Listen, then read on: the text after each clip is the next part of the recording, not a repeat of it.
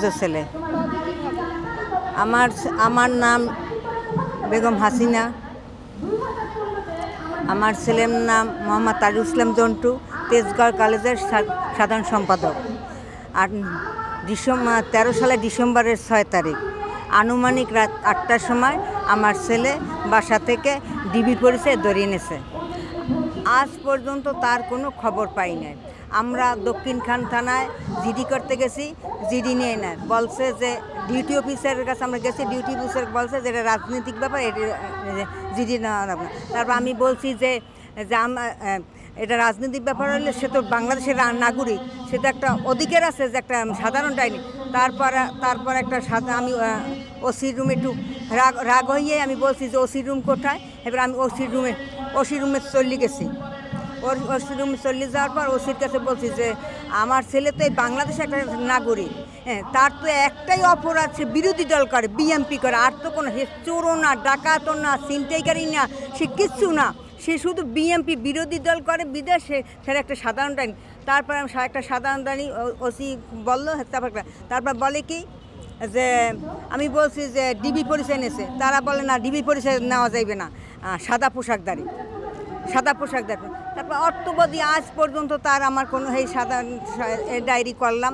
করার পর দক্ষিণখান থানাতে বাংলা ঢাকা মহানগরের মধ্যে যত কয়টা থানা আছে আমি সব থানায় খোঁজ নিয়েছি।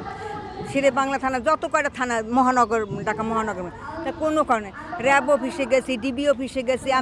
আমার এক ছেলে সকাল 6টায় পাঠাই দিতাম রাত 10টা পর্যন্ত ডিবি অফিসে, তারপরে র্যাব ওয়ানে, ওই সব কোনো আজ অদ্যবধি আমার ছেলের কোনো খোঁজ পাই না। তারপর পুলিশে যতটা হয়রান করছে তা তো বলার বাইরে। আমার ছেলে নিখোঁজ হয়েছে 13 সালে ডিসেম্বরের 6 তারিখ, আর আমার ছেলের নামে শাসান মালকর পাইছে 17 সালে আসছে।